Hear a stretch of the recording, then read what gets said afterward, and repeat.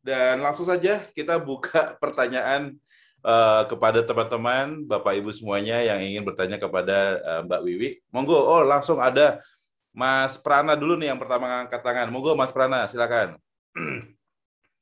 Iya, halo Bu Wiwi. Halo. Iya, salam kenal Halo Bu. Mas.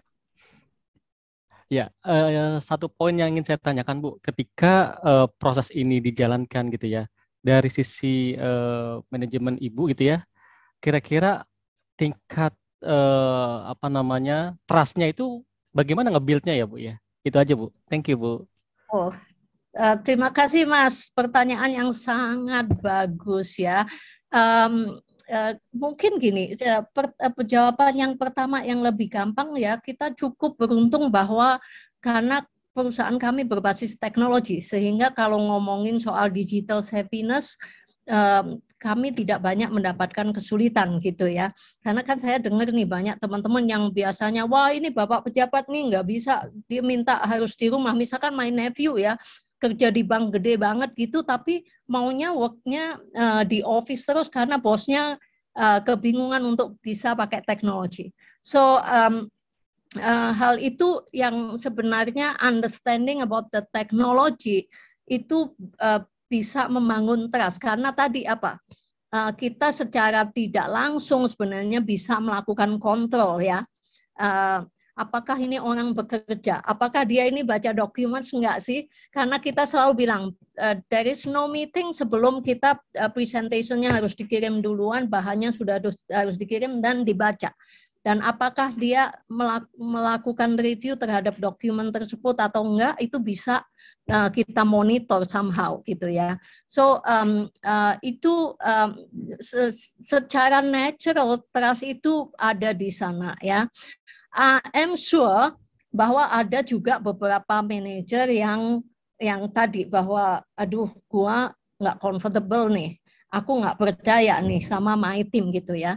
So yang kita harapkan kita minta mereka tadi melakukan like morning stand up kayak gitu ya.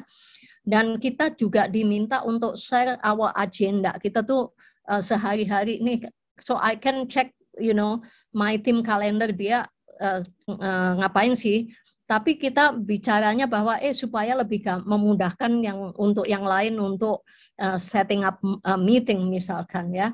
So the more they communicate, the more manager communicate with their team, trust akan bisa dibuild lewat sana juga Mas. Mungkin itu yang apakah cukup membantu? Cool Bu, thank you Bu ya, mantap. Thank you. Oke, thank you. Lalu kemudian ada dari Pak Iding Pardi. Monggo Pak Iding Pardi dari ID Clear, silakan. Baik, terima kasih Pak Hakim. Bu Wiwi, terima kasih banyak atas presentasi yang insightful, tetapi juga sangat praktikal ya Bu ya. Dan saya juga apresiasi tadi Ibu Wiwi atau perusahaannya tidak menerapkan semacam geotagging gitu ya. Yang di beberapa perusahaan termasuk PNS saya perhatikan kemarin-kemarin juga melakukan itu ya. Tetapi Ibu dan perusahaannya lebih menekankan pada penggunaan tools gitu ya, yang lengkap saya lihat tadi ya dari berbagai aspek gitu tuh ada toolsnya gitu ya. Mungkin pertanyaan saya singkat aja Bu, bagaimana penggunaan tools itu gitu ya tidak menjebak kita dari manajemen melakukan yang namanya micromanaging gitu ya, karena dengan tools itu kan semuanya jadi dipaksa lah ya karyawan itu untuk input gitu, untuk ngasih informasi dan lain sebagainya, sehingga terkesan jadi ini semua aspek jadi perusahaan jadi ada datanya, jadi pengen tahu gitu ya. Mungkin itu Bu Wiwi, terima kasih. Wah, terima kasih banyak Pak Iding. Mungkin yang kami rasakan ya, because our industry is very very dynamic, everything is moving so fast, market moving really fast gitu. Saya malah wondering gitu kalau ada manajer yang sampai bisa micromanage gitu ya, apakah dia kerjaannya hanya ngeliatin itu. Memang benar sih akan terlihat kesan waduh everything we can capture ya, kita bisa lihat nih bisa bahkan share, lo hari ini ngapain aja kayak gitu ya. But belum ada yang lapor tuh, misalkan ada yang mengeluh, it's not. Dari hasil kita punya, we organize every quarter health check ya. Jadi beberapa item yang kita selalu cek ke karyawan, how do they feel, and kalau misalkan ada additional question yang kita selalu modifikasi untuk meyakinkan bahwa mereka comfortable kayak gitu, dan mereka juga nggak ngerasa ini dimonitor gitu. Tapi kalau yang kita lakukan dengan education supaya mereka lebih digital savviness-nya itu ada, kita yakinkan bahwa ini akan memudahkan kerjaan kalian gitu ya. Because seperti saya tadi contohkan, like if you need to review Excel spreadsheet terus kemudian di email kiri dan kanan, kita akan lambat juga gitu ya. So mungkin di situ bahwa sebenarnya dari survei INPS, dari health check yang kita lakukan,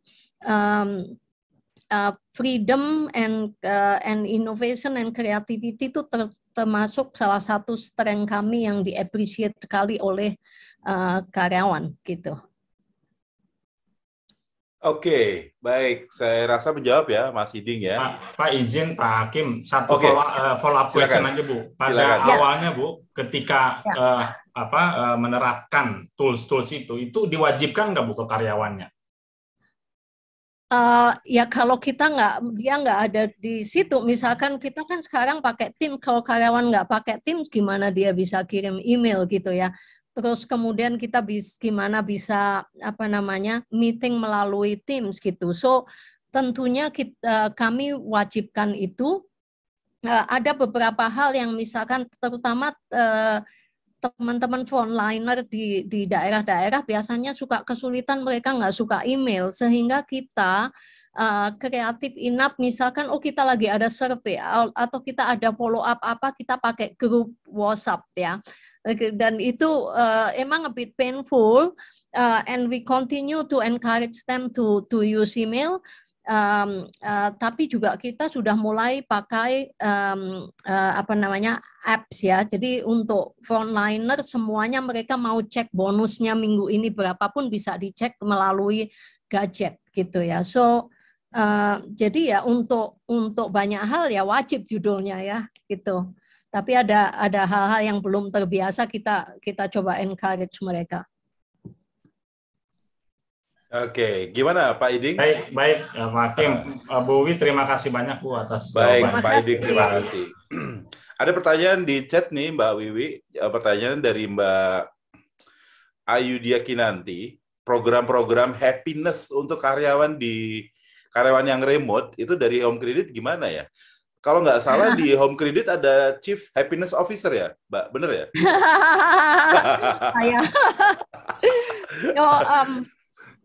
Ya, jadi kita tuh sebenarnya prinsip yang kita selalu terapkan yang pertama adalah bahwa to be able to make sure that people engage dan happy dan dia bisa bekerja, kita sediakan semua dulu tool-tool yang ada, dan kita juga lakukan banyak communication to make sure that the manager stay close with their team members, dan they understand mereka tuh ada suasana hati mereka ada di mana, dan kenapa day to day interaction, like at least ada kewajiban like you need to have one-on-one once a week ya dengan each of your direct report, kemudian kita ada skip level, dan jangan hanya follow up mengenai kerjaan ya. So itu that is one.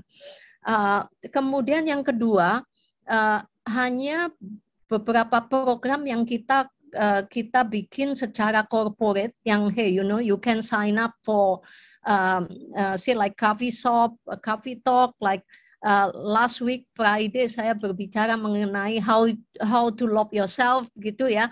Sebenarnya hal-hal yang cukup simple dan fun itu kita lakukan banyak kali, dan itu di-repeat juga oleh function masing-masing. Memang akan kesulitan kalau everything harus dikerjakan oleh tim HR dari dari satu kontrol karena kita punya 6.000 karyawan. Kenapa kita rely on the support of manager, supervisor, mereka untuk banyak melakukan communication di situ, and they can have their own activities. Ada yang coffee chat online, bahkan waktu kemarin sudah agak bisa ketemu, ada yang sudah bertemu offline juga melakukan team building gitu ya. So hal-hal itu kita lakukan. Kita ada online yoga, online yang walaupun saya bilang gini, everything you can find in YouTube, right? Jadi kenapa prinsip saya selalu menerapkan your relationship with your subordinate is very important to be able to support them. Itu nomor satu untuk bisa mengetahui dan to make sure that the employee is happy gitu, Mbak. Nah,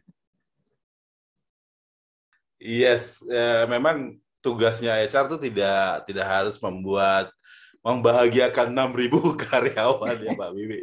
Kita butuh bantuan para manajer. Yes, itu benar sekali.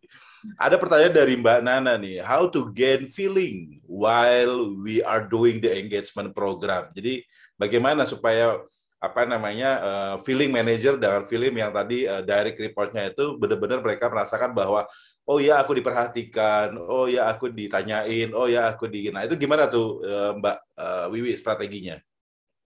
Ya, saya strateginya sama tadi bahwa as a supervisor you need to stay very close.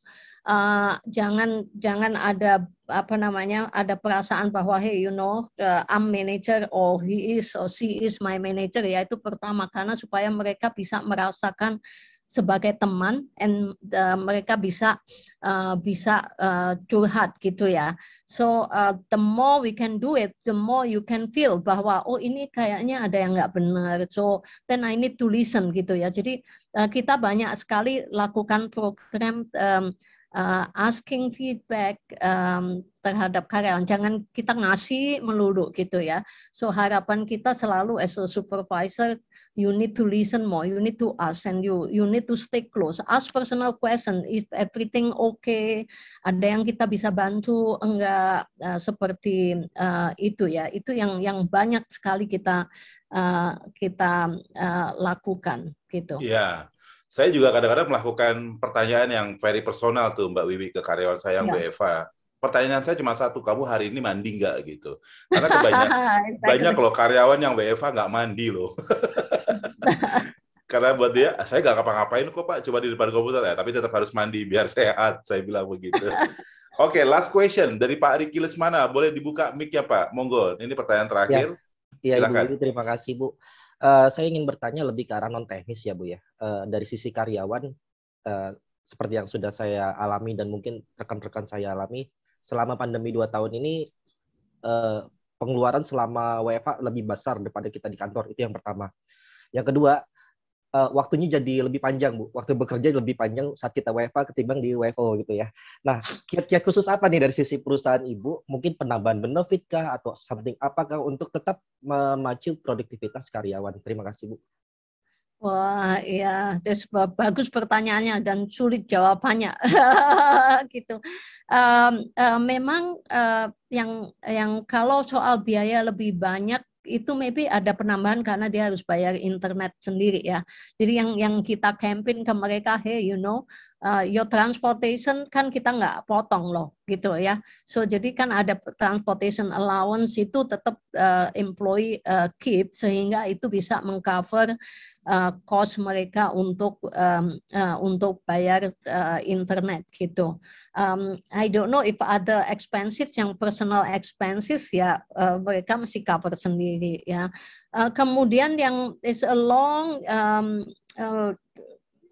standing problem adalah memang meeting itu jadi panjang sekali ya, because karena kita take things for granted ya, karena hey you know what, karena kan you nggak harus keluar rumah, jadi lunch time bisa dong meeting gitu ya. So yang kami lakukan is not an additional benefit, is more our regular review ya terhadap benefit yang ada, nggak ada spesifik kaitannya sama ini. Tapi yang kami lakukan adalah misalkan ada beberapa function yang menerapkan no meeting Thursday. Jadi ternyata semakin banyak function yang melakukan no Thursday meeting, kayak HR sendiri jumlah meeting kami berkurang. Walaupun misalkan di tempat saya nggak terapkan itu karena kebanyakan kan tim harus bicara sama clients ya, sama business partner. Kalau business partnernya bilang no Thursday meeting, berarti kita kan bisa doing other things. Mungkin itu juga salah satunya. And then kita juga encourage tim, hey, you have a long day, ya. Make sure you take care of yourself. Misalkan harus olahraga pagi gitu. Makanya kita nggak encourage meeting sebelum jam 9 pagi gitu ya. Sehingga you can spend time with your family, you can do exercise, you can do anything that not necessarily related sama work. Jadi challenge-nya apa? Harus bisa say no kalau ada yang ngajak meeting jam 7 pagi misalkan ya. Juga ada yang menerapkan kalau lunch jangan meeting dong supaya semua bisa stretching our leg ini. Kayak gitu. To be honest, itu memerlukan disiplin dan banyak kali sebenarnya our ability to say no gitu. Karena kan banyak tim yang aduh nggak enak ini yang meminta CEO atau yang meminta ini. So we continue to talk about that ya. So mungkin itu yang kami lakukan, Mas Riki.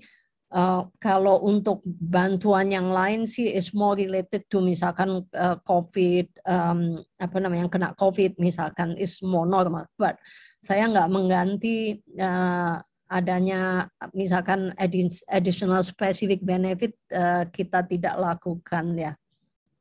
Gitu. Terima kasih Bu. Oke, terima kasih Mas Riki.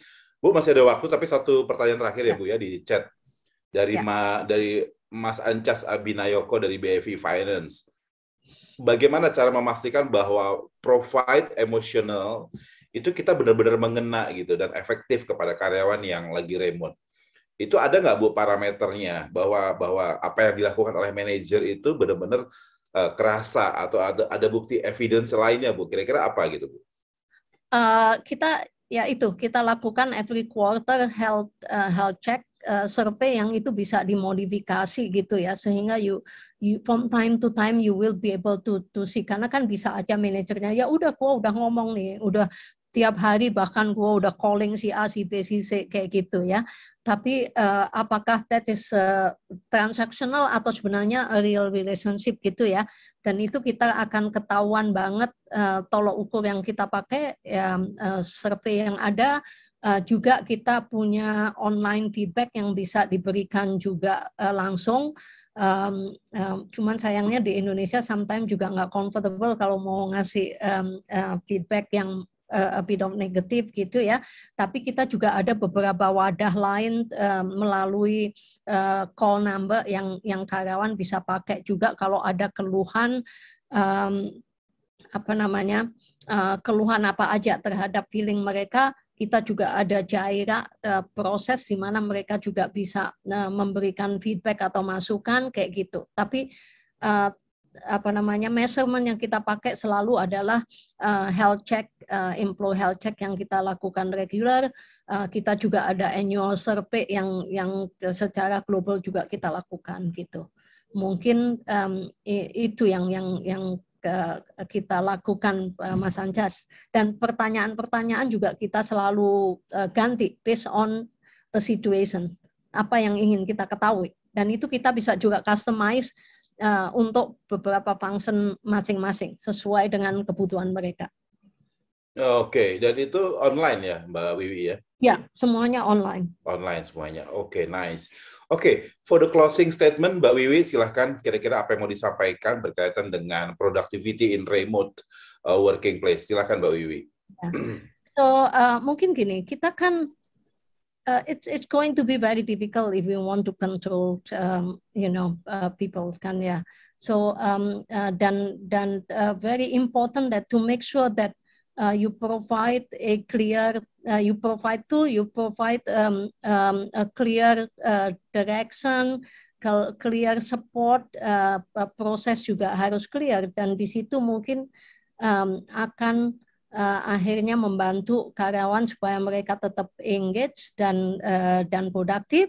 But very important that in the end of the day that everybody is just human being, right? Makanya personal touch lewat online dengan gaya apapun itu penting dan harus we need to do it more and more. Mungkin itu Mas Hakim. Oke, thank you very much Mbak Wiwi, Bapak Ibu semuanya. Jadi kalau boleh saya rangkum ya dari apa yang disampaikan oleh Mbak Wiwi. The engagement between the management and also the employee itu adalah salah satu kunci sukses. Bagaimana kita bisa mengontrol productivity karyawan yang ada bekerja secara remotely. Memang ada sesuatu hal yang berbeda karena memang setiap bisnis beda-beda ya. Antara apa yang disampaikan sama Om Pam sama Mbak Wiwi itu memang sesuatu hal yang bukan berkontradiksi tapi memang bisnisnya semua berbeda-beda. Kita menyesuaikan apa yang menjadi bisnis perusahaan dan apa yang menjadi kebutuhan perusahaan.